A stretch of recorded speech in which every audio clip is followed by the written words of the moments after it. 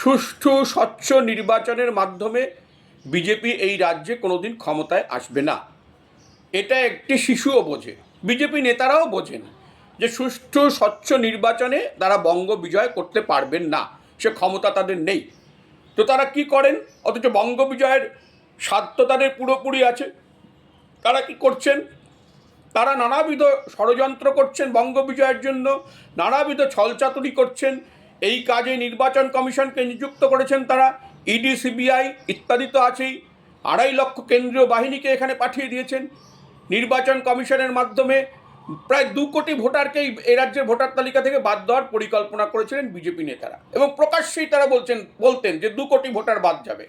2 কোটি ভোটার বাদ যায়নি, কিন্তু বহু সংখ্যক ভোটার বাদ গিয়েছে। 58 লক্ষ মানুষকে ভোটার তালিকা থেকে তারা মুছে দিয়েছেন। এর ভেতর 33 লক্ষ হচ্ছেন মহিলা ভোটার। সংখ্যালঘু সম্প্রদায়ের একটা বড় অংশকে তারা মুছে দিয়েছেন ভোটার তালিকা থেকে। মতুয়াদের একটা বড় অংশকে মুছে দিয়েছেন, রাজবংশীদের একটা বড় অংশকে মুছে দিয়েছেন। আর 60 লক্ষ ভোটারকে অ্যাডজুডিকেশনের তালিকায় রেখেছেন। তাতেও কিন্তু তাদের সবটা যে স্বাদ তারা করেছিলেন পূরণ হয়নি। অনেক ভোটার রয়ে গিয়েছেন, যে 2 কোটির লক্ষ্যমাত্রা তারা ধার্য করেছিলেন, 2 কোটি লক্ষ্যমাত্রায় পৌঁছতে পারেননি। এখন যেটা করেছেন আবার, এই নির্বাচন আধিকারিকের দপ্তরে ভিন রাজ্যের মানুষদের নাম ঢুকে ফর্ম 6 জমা দিচ্ছেন, তাদের ভোটার তালিকায় ঢোকানোর চেষ্টা করেছিলেন রাতের অন্ধকারে নির্বাচন কমিশনের সহযোগিতায়। সেটাতেও বাধা পড়েছে, সেটাও পারেননি। এর পাশাপাশি আবার সেই পুরনো খেলা, ইডি, সিবিআইকে বাজারে নামিয়েছেন। বিজেপি বিরোধী দলের প্রার্থীদের, শাসক দলের, এই রাজ্যের যে শাসক দল যারা আছেন তাদের প্রার্থীদের বাড়িতে ইডিকে পাঠাচ্ছেন। হঠাৎ ইডি, সিবিআই রাতারাতি জেগে উঠে তাদের বাড়িতে যাচ্ছে, তাদের তলব করছে, তাদের ডেকে পাঠাচ্ছে, তদন্তের নামে, জিজ্ঞাসাবাদের নামে তাদের হেনস্থা করছে। এই ভোটের মরশুমে একজন প্রার্থীকে ডেকে এনে ঘন্টার পর ঘন্টা সিবিআই অফিসে বসিয়ে রেখে হেনস্থা করা হচ্ছে। এসব কেন হয় সাধারণ মানুষ জানে। এরপর ইডি, সিবিআই আর কি করবেন সেটাও একটা আন্দাজ করা যায়। যে এরপর ইডি, সিবিআইকে কাজে লাগিয়ে আর কি করবেন বিজেপি নেতার। এর পাশাপাশি এই যে রাজ্যের অধিকাংশ গুরুত্বপূর্ণ যে আধিকারিক ছিলেন, যা শীর্ষ আধিকারিক, তাদের বদলি করে দিয়ে রাজ্যের প্রশাসনটাকে তছনছ করে দেওয়া হয়েছে।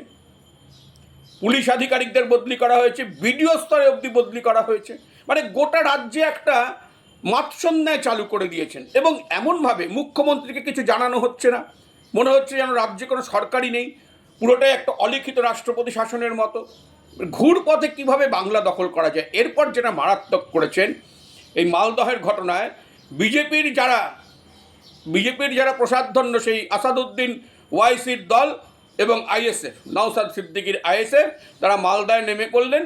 তারা ওখানে একটি সাম্প্রদায়িক উত্তেজনা সৃষ্টির চেষ্টা করলেন এবং আইন শৃঙ্খলার একটা সমস্যা সৃষ্টি করলেন। এর পেছনে যে বিজেপি আছে বোঝাই যায়, কারণ বিজেপি চাইছিলই যে একটা সাম্প্রদায়িক উত্তেজনা সৃষ্টি করে একটা চূড়ান্ত বিভাজনের রাজনীতির দিকে রাজ্যটাকে ঠেলে নিয়ে যেতে, এবং তার ফায়দাটা ভোটে লুটতে। এটা বিজেপি চাইছিল। সেই কাজটা আসাদুদ্দিন ওয়াইসির দল এবং নওশাদ সিদ্দিকীর দলকে দিয়ে করানো হলো। কিন্তু এখন তো প্রশাসনটা নির্বাচন কমিশনের হাতে। এখন তো রাজ্য সরকারকে ওই মালদার ঘটনার জন্য দায়ী করা যাবে না। এখন তো এর দায় নির্বাচন কমিশনকে নিতে হবে। বিজেপি আসলে ঘুর পথে রাজ্যটিকে তাদের কবজা করতে চায়। তারা ভোটটোটে বিশ্বাস করে না। ভোটটা না করতে পারলে ওরা বেঁচে যেত, কিন্তু কি করার, ভোটটা তো করতেই হবে। এই ভোটে ওরা বিশ্বাস করতে চায় না। এবং একবার যদি বিজেপি এই রাজ্য দখল করার জায়গায় যায় বা দখল করতে পারে, তাহলে জানবেন ভবিষ্যতে আর নির্বাচন হবে না, কারুর কোনো গণতান্ত্রিক অধিকার থাকবে না। ফলে সেই জায়গায় বিজেপিকে আটকাতে হবে।